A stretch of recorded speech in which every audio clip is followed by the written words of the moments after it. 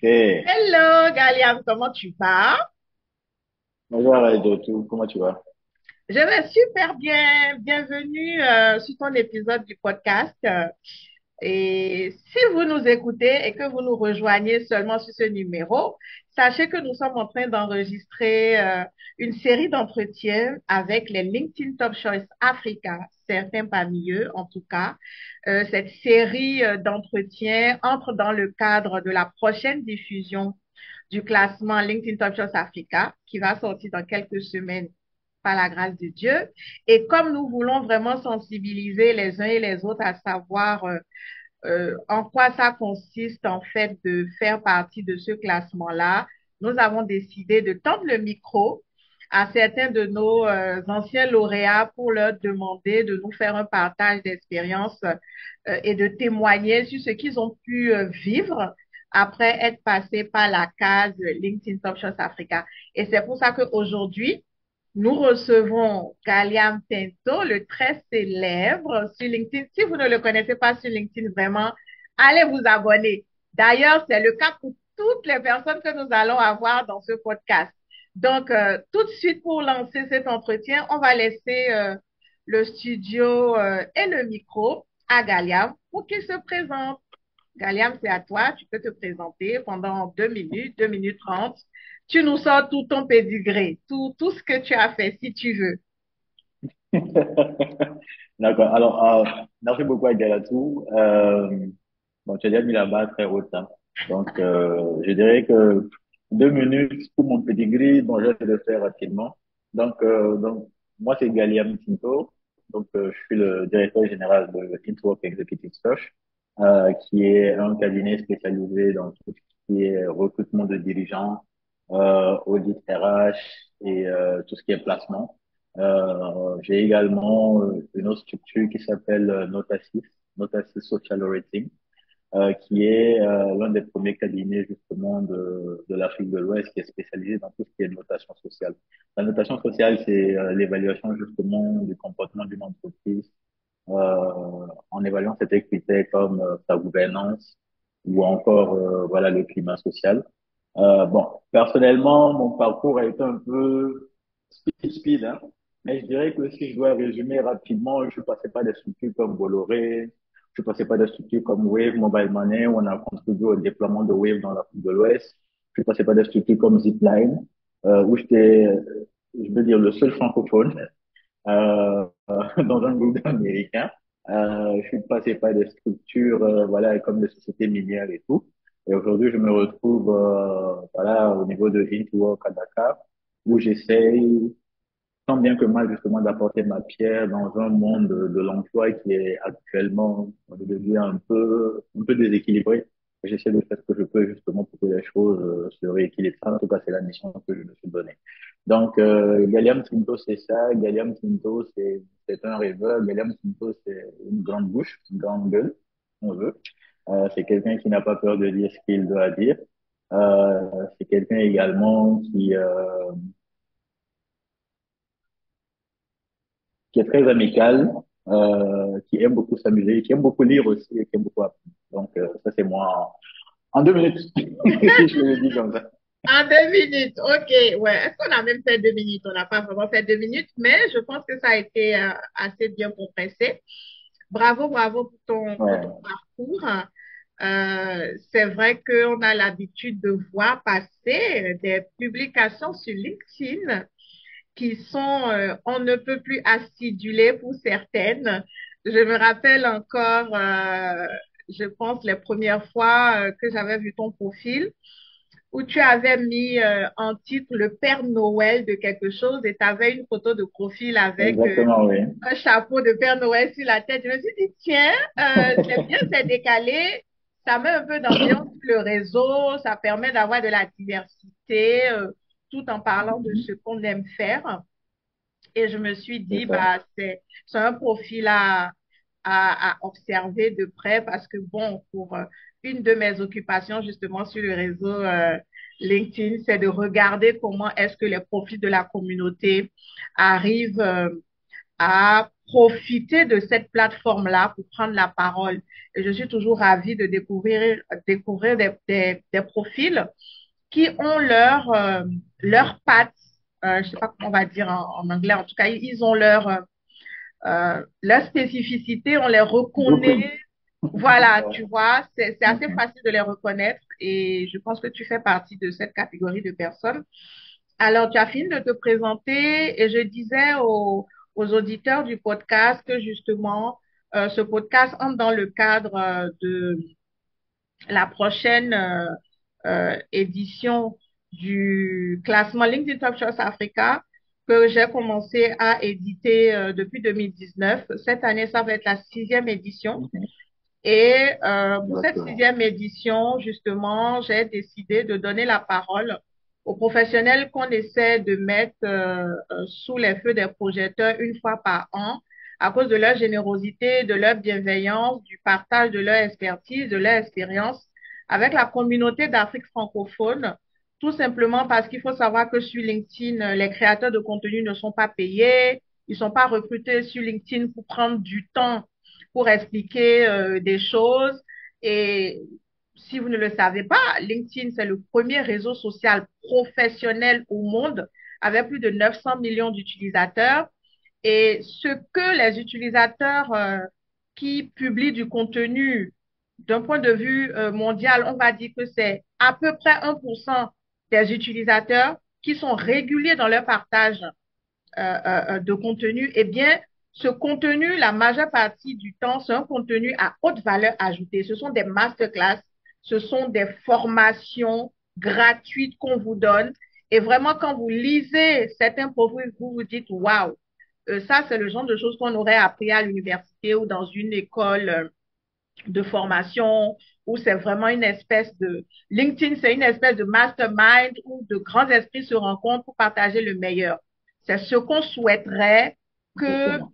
les, les professionnels de notre communauté prennent comme, comment je vais dire, comme outil, comme analyse, comme information et se disent, that's the place to be. On a besoin d'être là où les décisions se prennent, là où les informations sont transmises, parce que malheureusement, aujourd'hui, si tu n'es pas dans ces endroits-là, ça veut dire que tu es invisible. Et c'est dans cette Exactement. optique-là qu'on édite le LinkedIn Top Choice Africa. Ceci étant dit, j'aimerais te demander, Galiam, dans quelles conditions est-ce que toi, tu as entendu parler justement du classement? Est-ce que c'est la première fois où tu en as fait partie, tu as fait partie des lauréats que tu t'es dit, ah tiens, il y a un classement comme ça qui existe, ou est-ce que tu avais déjà entendu parler de cette initiative avant? D'accord. Alors, bon, Ayatou, ça, moi, je te suis, je pense, depuis pratiquement 2017, depuis tes débuts sur LinkedIn, parce que, bon, tu es une ancienne, hein. Bon, aujourd'hui, nous, on peut dire qu'on est des anciens. On est des anciens de LinkedIn. C'est vrai. OK. Parce que quand je te connais justement, je pense que tu revenais fraîchement, je pense, des États-Unis, tu venais de poser tes bagages, je pense à Cotonou et tu venais de débuter justement ta carrière de coach. Je pense que tu étais toujours en transition, en tout cas quelque chose comme ça. Mais en tout cas, tu avais décidé justement de t'exprimer, de parler de ton parcours. Et tu étais une des rares personnes justement qui a commencé à parler de son parcours. Parce que avant, comme je le disais, voilà, LinkedIn, c'était un peu comme une revue scientifique. Quand tu arrives, chacun essaie d'étaler au maximum sa connaissance. Ça rigole pas. C'est vraiment le domaine des experts et tout. Et donc, les gens comme les nôtres, là, on se disait, bon, ah, tu vois, elle vient, elle débarque. Elle commence à parler de, vous voyez, elle était aux États-Unis, ça lui a pas plu, elle a dit de rentrer, construire l'Afrique. Je dis, ah, et tu vas durer ici. Mais bon, euh, après, je dis, ok, il n'y a pas de défi. Donc, au fur et à mesure, j'ai vu que tu as commencé à partager plus de contenu varié, que tu as commencé à parler de choses, j'ai envie de dire, très sensibles, en fait, dont les gens ne parlaient pas. Par exemple, le quotient émotionnel. C'est des choses, en fait, dont les gens ne parlaient pas sur LinkedIn. Les gens se parlaient surtout de, ouais, je pense, par exemple, quelqu'un va venir démontrer par A plus B que le management et on appelle ça, je prends un exemple tout bête, le management par les émotions, c'est un management nul. En fait, je veux dire, c'était l'époque là où le sujet de référence était le leadership. Si tu ne parlais pas de leadership sur LinkedIn, c'est que tu n'es pas un manager. Quand tu viens, je commence à parler d'autres choses, je commence à parler d'empathie, je commence à parler d'émotion, je commence à parler de prendre des congés sabbatiques. Tu dis, ah oui, ok. Bon. Donc, je regarde et à un moment, je dis, d'accord. Je vois que quand tu as lancé ton premier LinkedIn Top Choice et tout, je dis, franchement, c'est une très bonne initiative et tout. Mais j'ai regardé de loin, parce que je pense pas que dans le premier classement, j'étais dedans. Je pense pas que j'étais dedans. Mais depuis le premier classement, moi, j'ai toujours suivi, j'ai toujours vu en fait. Et certainement même, peut-être, je pense que le premier classement, je l'ai peut-être vu comme ça en haut. Et je pense que tu l'avais fait, tu avais juste fait un post là où tu avais identifié les gens justement sur le poste et tout. Bon, aujourd'hui, c'est devenu une institution. Hein. Faut qu'on te paye même pour ça. Mais voilà. Donc, c'est un peu ça, parce que moi, j'ai suivi les lignes d'un Top Show depuis au début et aujourd'hui, c'est devenu une référence. Parce que aujourd'hui, quand je vois des gens, quand tu vois avant, quand tu voyais le titre des gens, en premier, c'était quoi? Directeur général, ou bien c'était senior recruteur, ou bien c'était marketing manager, c'était des choses comme ça. Aujourd'hui, quand tu vois le titre des gens, c'est deux fois LinkedIn Top Show. Je dis, yeah! Ouais, on a, on a des Arafat, deux fois Foraman. Parce que Ok, quand le gars, il l'affiche, il met deux fois LinkedIn Top Choice. Je dis, ouais, ah, le gars, il est prêt pour son titre. Donc, il a battu un an pour avoir ça. Donc, ça fait plaisir. Je pense que tu dois être fier, très honnêtement, de ce que tu as bâti parce qu'aujourd'hui, quand tu vois sur les profils deux fois LinkedIn Top Choice, euh, et puis en plus de ça, les gens se mettent fièrement, en fait, la bannière LinkedIn Top Choice. Je suis tellement content parce que, en fait, tu as la preuve vivante que faut pas avoir peur des petits commencements. Faut pas du tout avoir peur des petits commencements. Aujourd'hui, le LinkedIn Top Choice, c'est devenu une référence. À la limite, excuse-moi, mais il y a des gens qui écrivent juste pour pouvoir être LinkedIn Top Choice, mais ça fait plaisir parce que ça crée du contenu. Je t'ai dit, je t'ai prévenu. En tout cas, tes auditeurs, là, excusez-moi, moi, je suis comme ça. Voilà, je dis les choses comme elles sont. J'ai pas peur de quelqu'un. Si il n'est pas content, il n'a qu'à venir me frapper. Je suis à Dakar. Tenez. Donc, c'est vraiment ça. Il faut vraiment savoir qu'aujourd'hui, le vraiment, LinkedIn Top Choice, c'est devenu quelque chose de institutionnel. Et je pense que ça, on te le doit à toi. merci, merci, merci. Bon, je suis un peu sans voix. Donc, tu voyais passer le LinkedIn Top Choice depuis la première édition et puis tu disais rien. Donc, tu fais partie des personnes là que Non, mais je classe, je dis, c'est comme ça, vous regardez les gens dans le silence, vous dites rien, en fait, hein, et vous en pensez pas moins. Bon, heureusement que ça a changé entre-temps, hein, parce que sinon, bon, merci. Écoute, merci beaucoup pour les mots que tu viens de partager. C'est vrai que c'est pas du tout une initiative qui est facile. Une fois qu'on a la bonne idée, arriver à la déployer, c'est pas évident. C'est sur le terrain qu'on reconnaît les artisans, n'est-ce pas? Et c'est vrai qu'on fait face à certaines choses, on n'en parle pas forcément, mais étant donné que c'est une mission que j'ai choisi de remplir, comme on dit chez nous, personne ne m'a envoyé, je me suis envoyée toute seule, eh bien, j'endosse mes responsabilités, je fais ce que j'ai à faire parce que ça part vraiment d'un sentiment profond en parlant de développement personnel, ce qui m'a toujours attiré dans le développement personnel, c'est la motivation. C'est vrai que dans ce qu'on voit comme contenu par rapport à la motivation, le plus souvent, on dit la motivation ne suffit pas. Je suis d'accord, on dit la motivation ne suffit pas, il faut la discipline parce que même quand on n'est pas motivé, qu'on est discipliné, on fait les choses. Après, chacun évolue avec sa nature. Moi, j'ai toujours été quelqu'un qui évoluait beaucoup avec les émotions, les sentiments. Je rappelle toujours aux gens que je suis cancer et que la maison du cancer, c'est la maison des émotions. Donc, heureusement, c'est un de mes talents, c'est un super pouvoir que l'univers m'a donné et chacun fait avec ce qu'il a.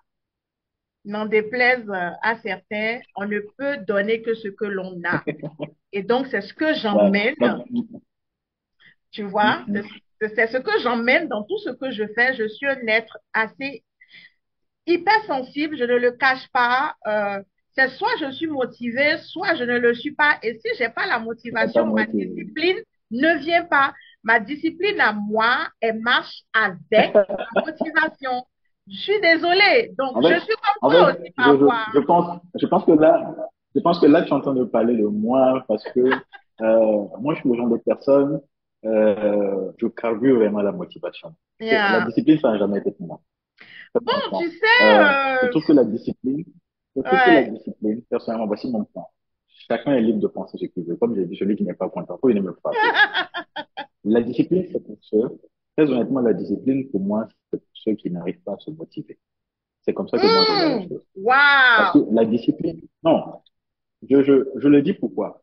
Être discipliné avant tout, c'est avoir, en fait, euh, des garde-fous qui t'empêchent de déborder. Et déborder, ça peut être déborder négativement ou déborder positivement. Parce que quelqu'un qui est discipliné, il ne fait pas trop, il ne fait pas moins. Il est toujours dans le juste milieu. Parce que justement, sa discipline lui impose d'être dans le juste milieu.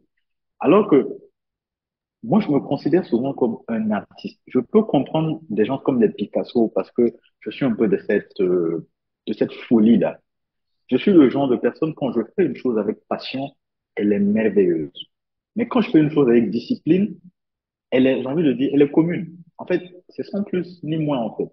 Mais quand je fais la chose avec passion, que ce soit avec des émotions négatives ou que ce soit avec des émotions positives, elle est toujours, en fait, merveilleuse. Je pense que mes plus, mes plus beaux écrits que j'ai eu à faire, c'était des écrits que j'ai fait sous les émotions. Mais, j'ai envie de dire, le statut actuel que j'ai, je l'ai fait parce que j'ai calculé la motivation. J'ai pas calculé la discipline. La discipline ne m'a pas envoyé là où je suis. C'est la motivation qui m'a envoyé là où je suis. La discipline, pour moi, elle est rentrée en jeu quand ma motivation ne suffisait plus. Parce que j'ai appris, en fait, à canaliser ma motivation de telle sorte que j'ai toujours, même si c'est 1 litre dans mon réservoir pour fonctionner avec. Et ça me suffit chaque jour.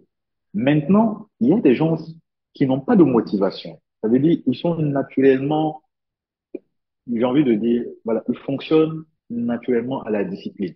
Je dois faire ça, je dois faire ça. Il le fera. Que ça lui plaise ou pas, il le fera. Moi, si ça ne me plaît pas, je ne vais pas le faire. Parce que je peux t'assurer que si je le fais alors que ça ne me plaît pas, comme on dit, il n'y a pas la baraka dedans. Ça va pas marcher.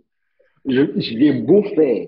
En fait, j'ai beau faire. J'ai beau aller lire des livres de Miracle Morning, de quoi pourquoi, et le club des 7 AM. Bref, il n'y a pas ce que je n'ai pas lu en fait de autodiscipline là. J'ai lu parce que je sais que c'est quelque chose qui est mon point faible. Mais pendant longtemps, justement, je me suis dit c'est mon point faible parce que quand je vois les gens se réveiller à 7h30, j'ai dit, mais moi aussi, je veux être quelqu'un qui va se lever à 7h30. Ou bien quand je vois les gens qui se lèvent à 4h, je dis, oui, moi aussi, je veux être quelqu'un qui se lève à 4h. Même moi, je me suis rendu compte que, Joe, c'est pas toi ça. Tu es le genre de personne qui se lève à 8h, tu te lèves, tu sais où est exactement ton pantalon, tu sais où est exactement ta chemise, tu la prends, tu portes, et puis tu arrives au bureau à 9h, tu commences ton travail tranquille, et puis tu rentres le soir. Ça, c'est toi. Mais tu ne peux pas. En fait, j'essaie d'être discipliné. Très honnêtement, j'ai fait des dépressions. Ok, je peux pas. Bon, C'est trop bon, de bon, contraintes. bon. J'avais la voix de fondant. Donc, Sorry for that, chers auditeurs. Je ne savais donc, pas que aujourd'hui, on est en train de mais tu sais, développer le aujourd'hui, pouvoir de l'autodiscipline, de la motivation et tout mais tu ça. vois, On va se mais tu recentrer. vois, non, on va se ressentir. On Mais va juste se pour terminer, en fait, recentrer. ce que, Donc, chers amis, nous non, on se ressent, poursuivons. juste pour terminer, juste pour terminer. Non, Non, mais juste pour c'est vraiment terminer, un point important. ce que j'ai Hein. C'est retenu, vraiment un point oui, très important, c'est ça. Galiam.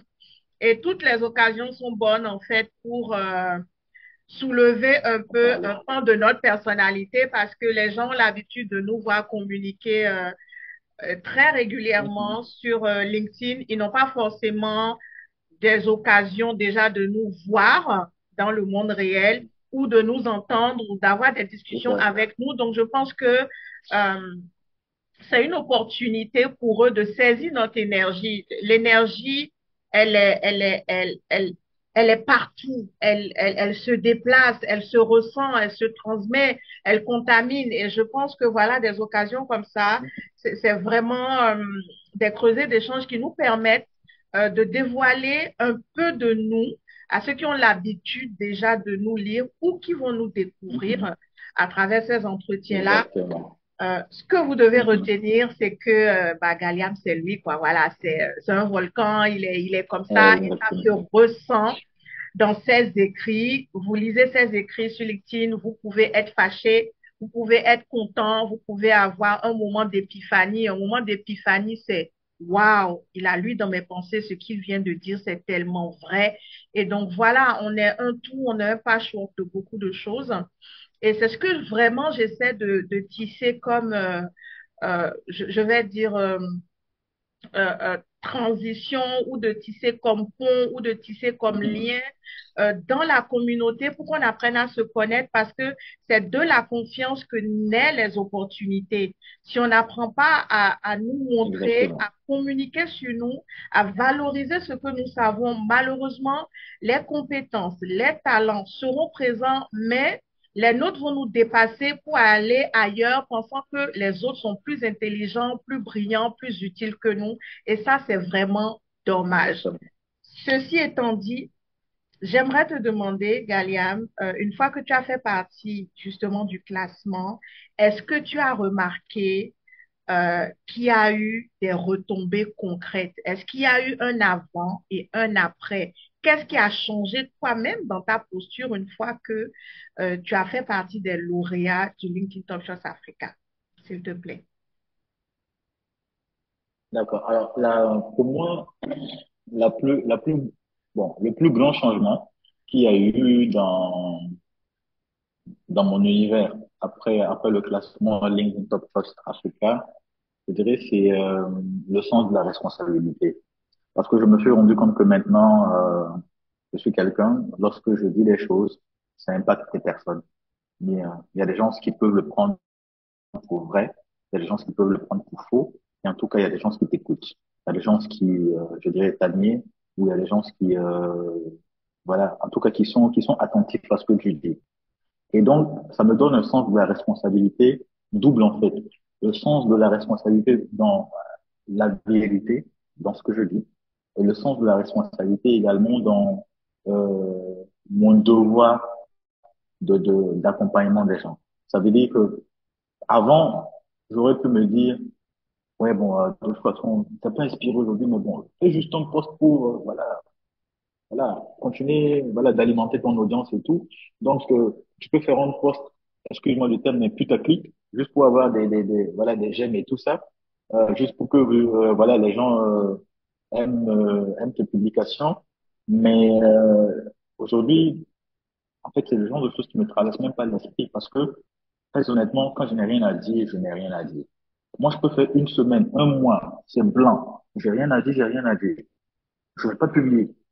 J'ai pas peur, je sais pas moi, je regrette pas que non, oui, si je fais ça, LinkedIn, comment on peut ça, genre, je vais pas atteindre mes 50 000 abonnés,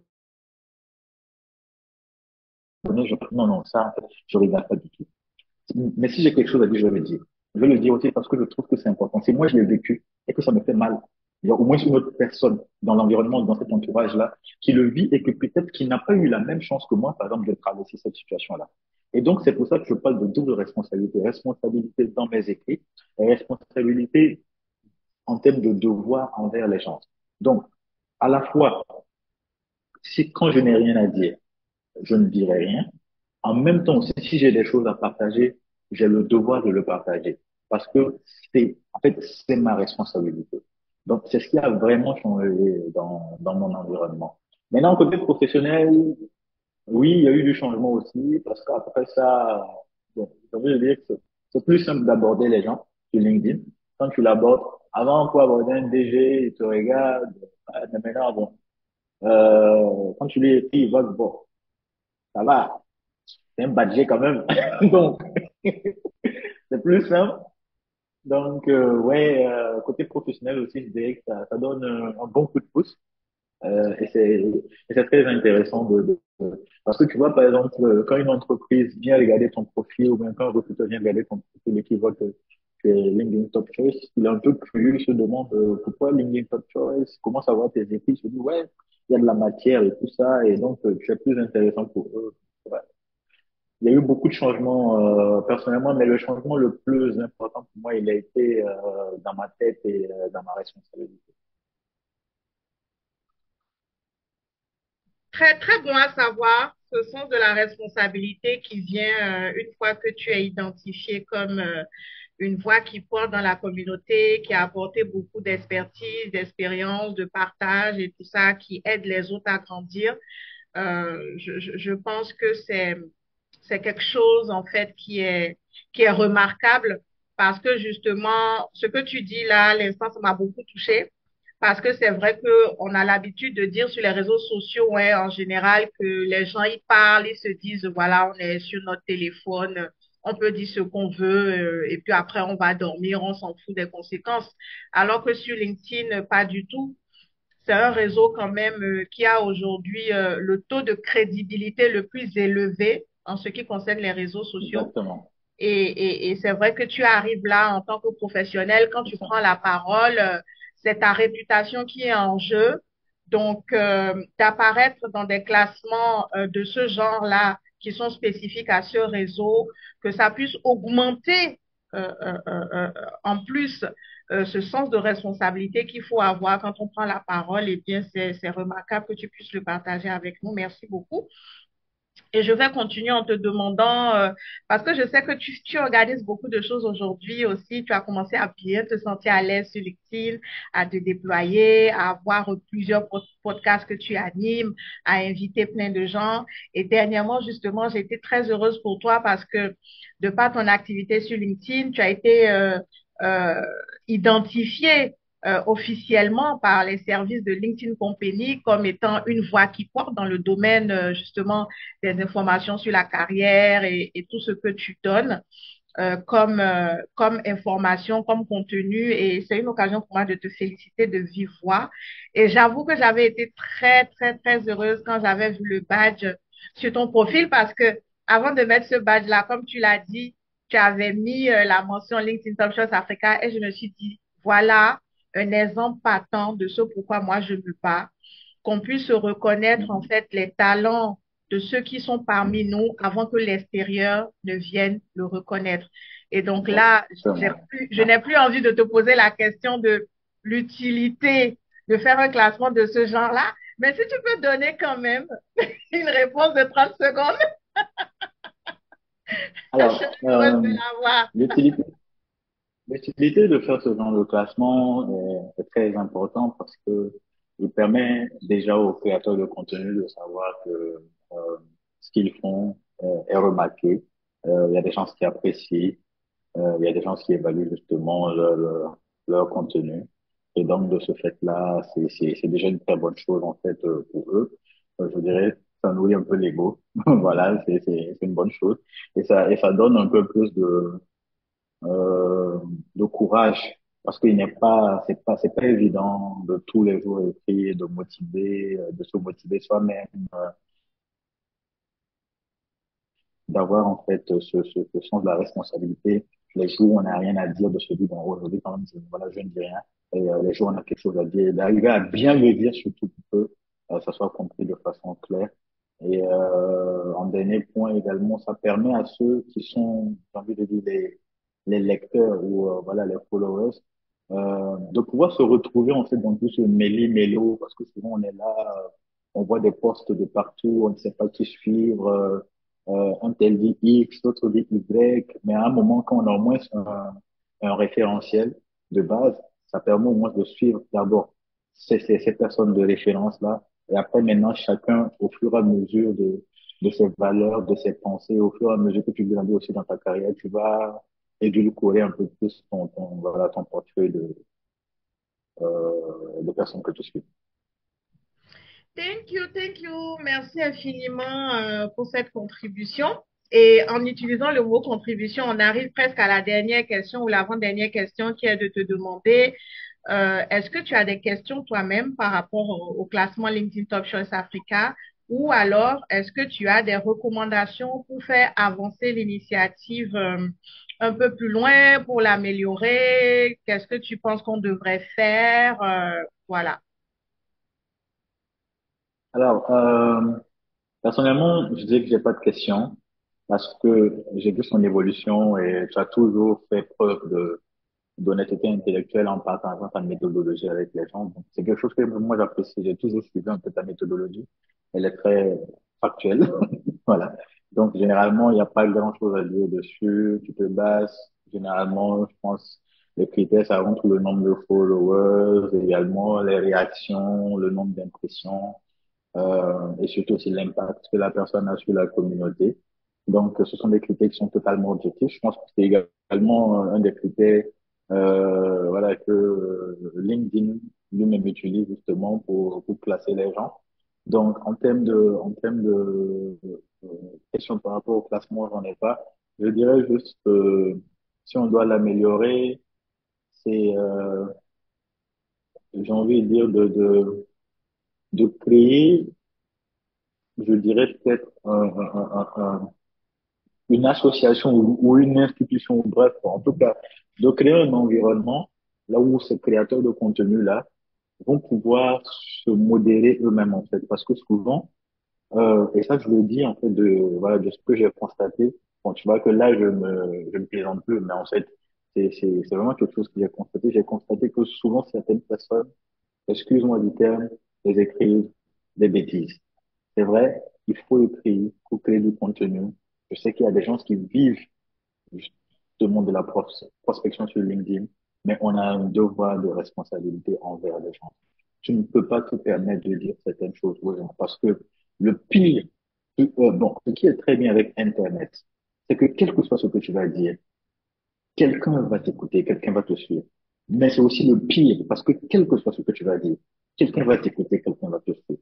Et très honnêtement, je pense que c'est ça notre responsabilité en tant que créateur de contenu. Que si un LinkedIn Top Choice Africa, qu'on puisse également réguler les personnes-là qui ont accepté de porter le titre de LinkedIn Top Choice. Si tu as accepté de porter le titre, tu dois suivre une déontologie, tu dois suivre des règles, tu dois t'amener à être meilleur, non pas à être, voilà, un chasseur en fait de prestige. Mhm, mhm, mhm. Wow. OK, là, tu as fait monter la pression, là, d'un cran, là. OK, donc, en tout cas, c'est bien noté. Les auditeurs l'entendent, ceux qui nous voient l'entendent. Et je suis certaine On que... en direct comme ça, ou bien c'est quoi? Pardon? Et donc, comme ça, on en direct. On est en direct, donc tout le monde entend ce qu'on dit. Donc, finalement, Ah, tes retours, tes retours sont publics.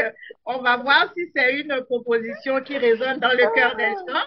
Et à ce moment-là, on pourra regarder quels sont les voies et moyens pour déployer ça.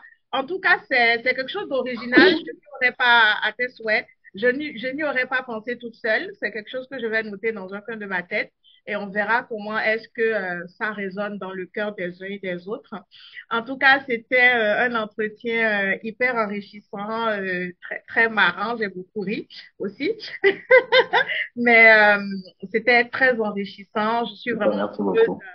que tu aies eu le temps de venir passer ces quelques minutes avec nous. Mais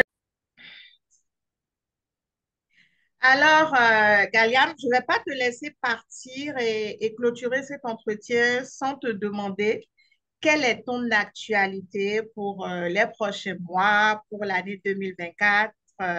Qu'est-ce que tu nous réserves de beau? Alors, c'est une belle question parce que pour, euh, pour le projet à venir, je dirais que il y a quand même de bonnes choses qui sont prévues. Je dirais que déjà, le grand débat que j'anime avec Jean-Eudes, il va continuer. On va même voir comment le formaliser, comment le rendre plus intéressant en invitant des invités, des gens comme toi, qui vont venir partager leur expérience par rapport à un sujet bien particulier et tout. Euh, Également, il y a Allo RH qui va continuer parce que Allo RH, ça, c'est le deuxième podcast que je fais par rapport justement aux questions existentielles qui concernent les ressources humaines. Et, mais également prévu, je dirais, avec Network, de mettre en place voilà, des mini-ateliers totalement gratuits pour former les gens sur tout ce qui est recrutement, sur tout ce qui est voilà, placement. Parce que l'idée pour moi, c'est que aujourd'hui, savoir se vendre, ça ne doit pas être un luxe, en fait. Tu ne dois pas payer pour ça. Pour moi, ça doit être un droit. Pour moi, ça doit être un droit fondamental. De la même manière qu'on dit que non, le droit à la vie, le droit à un logement, ce sont des droits fondamentaux. Pour moi, également, le droit au travail, ça doit être un droit fondamental. Et pour ça, il faut déjà savoir comment se vendre. Pour certaines personnes, c'est juste qu'elles ne savent pas se vendre. Sinon, ça ne veut pas dire qu'elles n'ont pas les compétences. Personnellement, j'ai pas envie de faire payer quelqu'un pour apprendre à s'asseoir et puis parler en entretien. Je trouve que c'est, c'est profiter de la faiblesse de votre, vraiment que Dieu me pardonne. Pardonne-moi, Dieu, là-dessus. Vous allez dire que je suis cash, mais je le dis, c'est ce que je pense. C'est mon avis. C'est mon avis. Euh, je peux former les gens sur autre chose, mais je ne te formerai jamais de Mhm. façon, j'ai envie de dire, payante sur comment justement faire pour avoir un travail. Parce que si tu travailles, ça bénéficie à tout le monde. Un nouveau travailleur, c'est quelqu'un qui paye des impôts. Un nouveau travailleur, c'est quelqu'un qui dépense dans l'économie. Et quelqu'un qui dépense dans l'économie, c'est quelqu'un qui crée de nouvelles économies. Et moi, ça me profite, moi, parce que plus il crée une nouvelle économie, plus moi, je le recrute. Donc, faut voir ça comme ça. C'est du business. Mais je pense loin. Je vois plus loin, en fait, que mes petits cinq francs que je vais avoir aujourd'hui. Ok, écoute, c'est formidable tout ce que tu es en train de déployer. Moi, je t'encourage. Après, comme on dit, les opinions, elles ne sont pas forcément émises pour convaincre les gens et c'est tout à fait normal que chacun ait sa position par rapport à un sujet. Et je pense qu'il faut beaucoup d'empathie, beaucoup de générosité, de Mhm. bienveillance et surtout de patience pour se rendre compte qu'en réalité, on a tous le droit, de par notre parcours, de par notre culture, de par l'éducation qu'on a reçue, de par la manière dont on voit la vie, d'avoir une opinion bien tranchée sur certaines choses. Et ce n'est pas parce que Mhm. quelqu'un va émettre une opinion qui est totalement opposée, que cette personne-là n'a pas raison. Et pendant que je suis en train de te dire ça, euh, je, comment on va expliquer ça? Je, je projette en fait cette image-là où tu vois, on voit deux personnes qui sont de part et d'autre d'une image. Il y a un 6 et il y a un 9. Et quelqu'un dit, moi, je vois un 9 et quelqu'un dit, moi, C'est je ça. vois un 6. Tu vois? Ils vont Ouais, jamais, c'est ça. mais alors jamais se mettre d'accord. Ça, c'est possible. OK? Parce que le 9 et le 6 existent et ce sont deux chiffres qu'on peut Ça, mettre c'est aussi sûr. bien à l'endroit qu'à l'envers. OK, donc la vie, elle est comme ça. C'est Soyons ça. juste conscients que les avis, on peut les émettre, les opinions, on peut les avoir, mais on n'est pas obligé de mettre tout le monde d'accord et ce n'est même pas le but du jeu, tu vois. Le but du jeu, c'est d'avoir une C'est conversation, ça, un exactement. dialogue en toute honnêteté, avec beaucoup de patience, de compréhension et de bienveillance, en se disant, même si je ne suis pas d'accord avec ton opinion, je vais me battre pour qu'elle soit entendue. That's it. Ça s'arrête là, tu vois. Donc, Ça, c'est des paroles de sage. j'aime beaucoup l'entretien que nous sommes en train d'avoir. Je pense qu'il y a énormément d'informations qui n'étaient pas censées être partagées, mais qu'on a partagées. Merci une fois de plus d'avoir pris le temps de venir partager ton témoignage en tant que lauréat du classement LinkedIn Top Choice Africa.